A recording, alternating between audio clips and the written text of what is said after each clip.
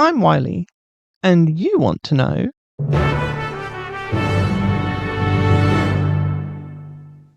Now that we've had some time to truly experience this expansion, and some of the immediate issues with the content have had time to settle, I thought I'd go over some of the hot takes I've both come across in the wild and have had for myself.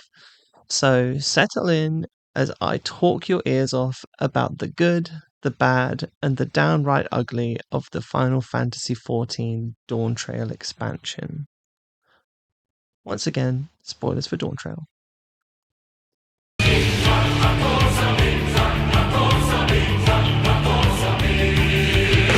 When Dawntrail was pitched to fans as a holiday expansion, there was an excitement within the community at the thought of what this would look like within the context of Final Fantasy XIV. But what we received was something that at times felt somewhat disposable. We were promised a lighter tone, lower stakes, and room to breathe, not side quests masquerading as MSQ. And for me, a key issue with Dawntrail's MSQ is that it often feels this way. This isn't due to being built on a faulty premise or terrible writing per se. It's mostly because of the pacing and the presentation constantly undermining its own agency. The story repeatedly asks us to slow down, repeat information, and perform busy work in moments where the momentum should be carrying us forward. I don't even think this comes from a place of malice or incompetence, more the culture within which the story is crafted. Square Enix clearly feels compelled to deliver 60 plus hours of MSQ per expansion, even when the actual story only really comfortably supports maybe 30 to 35 hours, which this time around has resulted in egregious padding. Repeated conversations, redundant objectives, long stretches where very little meaningfully changes, and the biggest offender, a lot of interaction with Wuk Lamat. I feel that a little padding is normal in any MMO, expected even, but in Dawntrail it's so front and center that it actively dilutes the narrative, so much so that it unfortunately ruined the story experience of the whole expansion for a lot of people. The clearest example of this is in Heritage Found. When we arrive, the setup is fantastic. We literally crash into an unknown civilization on a speeding train, weapons drawn, with the explicit goal of stopping Zoralja and preventing mass destruction. The tone is urgent, chaotic, and finally feels like the story is kicking into a higher gear. And then it just stops. Instead of capitalizing on that momentum, the MSQ immediately pivots into slow, meandering investigation quests. We're asked to wander around between settlements, repeat the same conversations with different NPCs, and leisurely follow Sphene on a guided tour. All while a catastrophic threat is supposedly unfolding around us. We discussed not trusting Sphene multiple times, yet continue to do exactly as she asks. The device on the citizens' heads is visible almost immediately, but it takes hours of gameplay for the narrative to meaningfully acknowledge it. A major character death occurs and the story barely pauses to process it before moving on. This sequence alone lasts nearly 2 hours, and if most of it were removed, nothing of substance would be lost.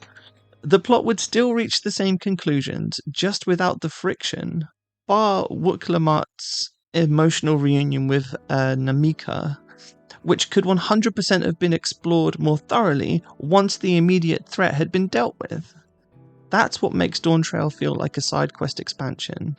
It's not that the stakes are low, we still end the expansion on the brink of another existential disaster. It's that the way information is delivered feels indistinct, unfocused, and overly padded, robbing key moments of their impact. Ironically, this is the opposite of what a holiday expansion should have been. A relaxed adventure doesn't need less structure, it needs stronger pacing and clearer intent. If the MSQ had been shorter, tighter, and more confident in its tone, Dawntrail could have been a genuinely refreshing reset. I was so down for this expansion to be a fun, chilled adventure, a casual tour of Tural with lots of exploring and searching for clues and such. Instead, they took away all the fun parts and replaced them with exposition, stretching limited narrative material across too much runtime. The story begins to feel like one long optional detour, narrated with Wuk Lamat's many rants about wanting to become the next Hokage or something. That's why so many players walked away feeling disengaged. Thank God the battle content has been as good as it has been.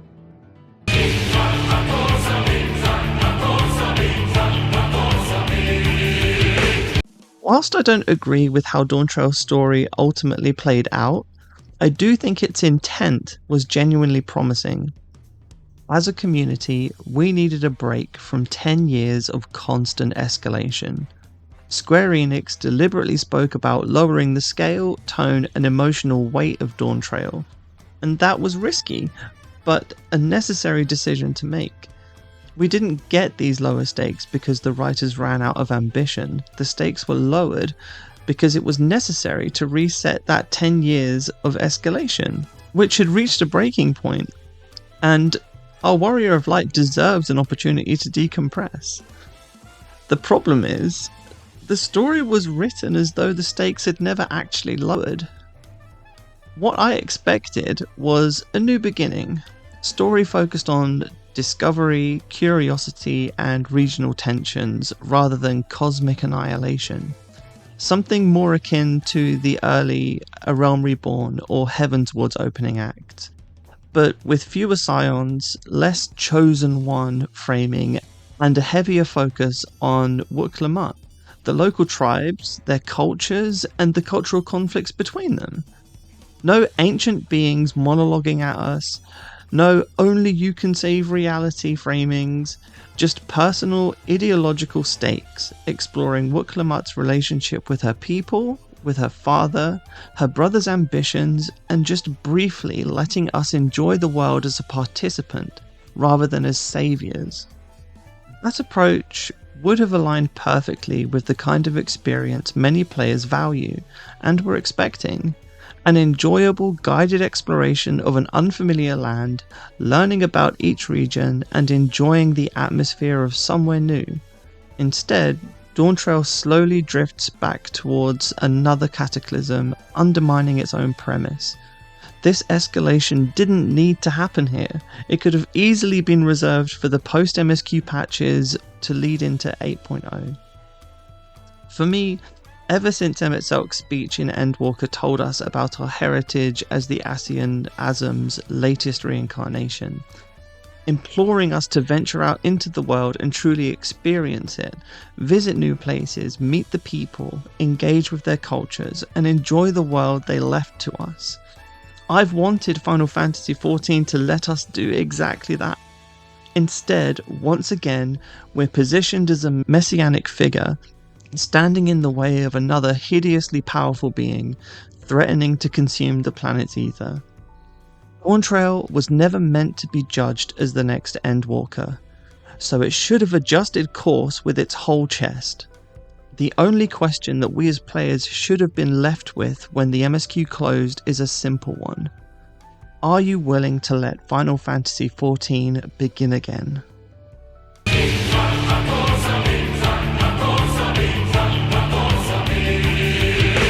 Before anything else, I want to be very clear. As a trans person myself, I will not be engaging with the hate or harassment directed at Wuk Lamat's English voice actor. That discourse is ugly, unproductive, and completely separate from the actual narrative issues worth discussing here. If that's what you're here for, I have nothing for you. Now, the problem with Wuk Lamat in Dawntrail isn't her existence, her voice, or even her core concept. It's how much of the MSQ is structurally tethered to her, especially in an expansion that I've already established has considerable pacing issues. Dawntrail contains a significant amount of narrative padding.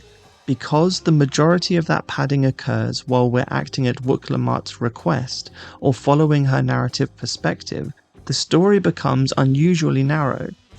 We become locked to her, rarely allowed to step away, check in with other viewpoints, or meaningfully shift tone. whereas in the previous expansions, even when pacing slowed, our time was distributed across a much wider cast, which helped mask the repetition, and whilst that could often feel tedious, it at least felt different. Here, that variety is largely absent. This wouldn't be as noticeable if the surrounding cast were given more consistent narrative weight. Characters like Kryl, Erenville, Kawana, and even Buckle Jar Jar all have moments of interest, but are rarely allowed to carry the focus of the story for long. As a result, Wuk Lamat ends up absorbing far more screen time, not because she necessarily needs it, but because no one else is allowed to meaningfully share the load.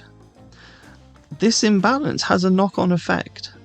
Character arcs that should feel weighty end up feeling rushed or undercooked, while Wuk's presence, intended to ground the expansion emotionally, instead became a point of fatigue for many players, not because she's inherently grating, Steam! Listen to me! but because the narrative never gives us enough distance from her to reset emotionally and reflect on our time with her, or process our journey without her being right there. That fatigue becomes especially apparent once the story introduces larger mysteries and revelations. Even when other characters have a stronger personal and emotional stake in unfolding events, the framing often snaps back to Wuk Lamat's reactions, commentary, or confusion, which is so frustrating when you're actively trying to engage with the story, but it constantly feels as though the MSQ is talking around its most interesting ideas, rather than handing off the spotlight to the characters the narrative should shift focus to. This is at its most egregious when we get to Solution 9. So many other characters' voices, with genuine emotional and historical stakes in what we're about to experience, should have been way louder than the perspective of a fish-out-of-water bumpkin who is intentionally written to be lost and confused.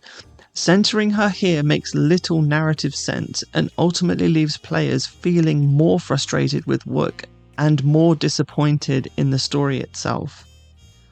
Ultimately, this isn't a condemnation of Wuk Lamat as a character. I love Wuk Lamat as a character, from her introduction at the end of Endwalker, right through to the end of Dawntrail. It's a critique of her overexposure caused by structural imbalance.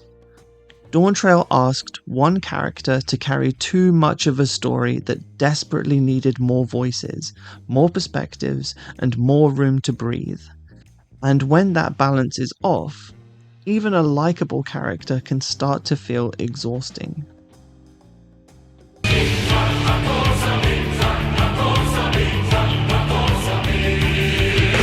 One of the most consistent complaints I came across whilst researching this video has been that, for a long time, Final Fantasy XIV's story was the key element that kept people playing the game, and now that story is largely complete. With Endwalker essentially closing out a 10-year arc, a lot of the friction players used to tolerate is suddenly much harder to ignore. Issues that were once forgiven because the narrative payoff was so strong are now being pulled into the spotlight as genuine problems. And that's where the release schedule starts to feel a little off. Final Fantasy XIV, for years, operated on a fairly rigid structure. A major patch every 4 to 5 months, with smaller content drops in between. That cadence hasn't really changed with Dawntrail, but the context around it has. When you're behind on content, 14 feels endless. There's always something to chase, somewhere to go, another system to engage with. But when you're current, when you've cleared the MSQ, you're done with the raids, you've finished your weekly Alliance raid lockout and chased the relics that you're interested in, what's left? Don't get me wrong, this gap has always existed, but I don't feel it's ever felt this exposed. Personally, I caught up on the MSQ a few months before Dawntrail launched, and I still had a lot to do going in. During the downtime between patches, I've been happy pottering away with Beast Tribe quests, with Eureka and Bosnia, the new Occult Crescent area has been really fun. I especially enjoy crafting and gathering, be that on the new moons or just in general. That's content that I just find generally relaxing, so that's my go-to content when I don't really have anything else to do. So I've honestly felt relatively well fed by the game.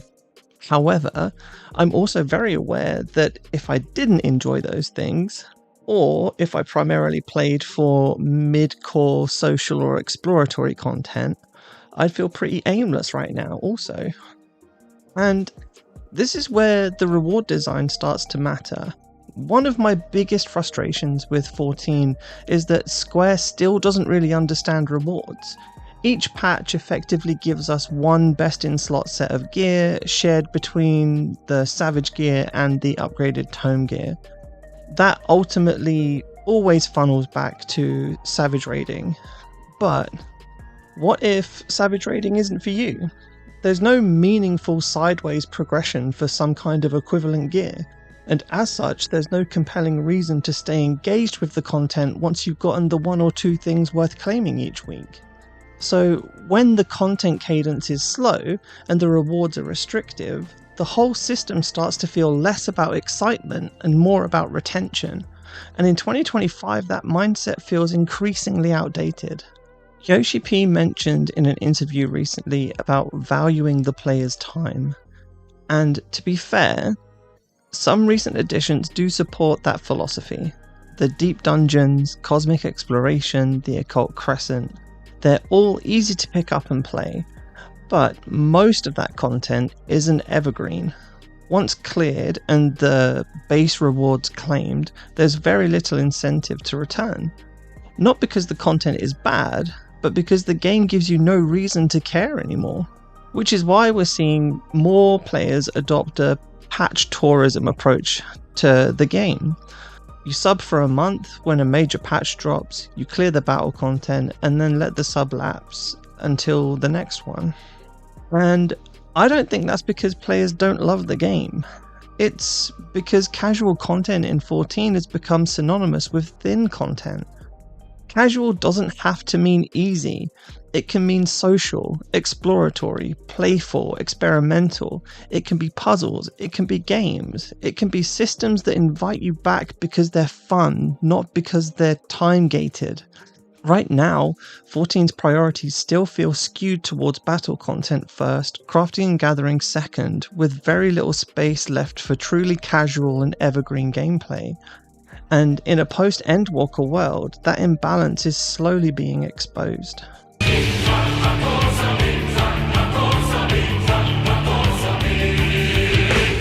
One thing that's really surprised me whilst researching this video is just how little people talk about how great this expansion's soundtrack is.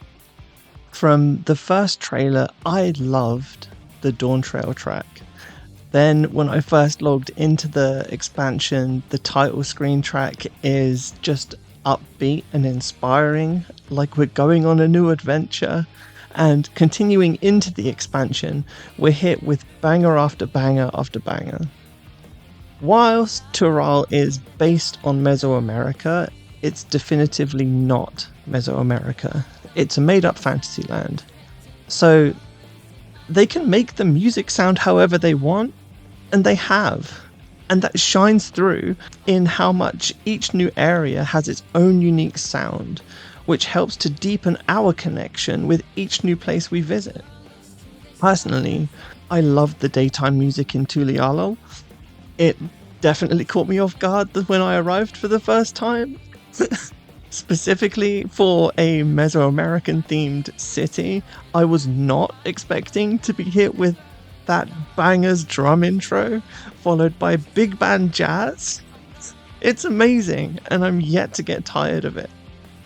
I could go on and on about how great the day and night themes are for each area also, my personal favourites being the Heritage Found night theme and the Solution 9 general theme, which I've fallen asleep to many a night. With all that said, Soken can really do whatever the damn well he pleases at this point. Compared to previous expansions, Dawntrail's soundtrack feels bolder, more upbeat and varied, with each track having a personality of its own and giving each area its own distinct feel. Honestly, all the background music for this expansion has been superb, but the raid music is where the music truly shines. Be My Honey, A Risky Bet, Ride the Rhythm, Back to the Drawing Board, Peerless, not a single bad note among them, and with Everything Burns in the heavyweight raids, we're truly eating good. Each track has felt perfectly matched to the fight's intensity and pacing, turning each encounter into a mini concert experience. Soken must be protected at all costs.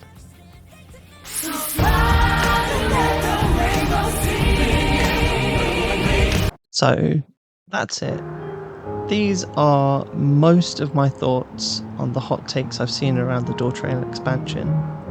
With all that said, what do you think? Was there a take I'd missed? What's your hottest take? And more importantly, what's your favourite song from the expansion? Thank you for watching. Thank you for spending your time with me. I hope you've enjoyed my little rant. And all that's really left to say is I've been Wiley, and from Amarot's depths to the edge of our star, we remember him and we remember them. Love ya. A test of your reflexes!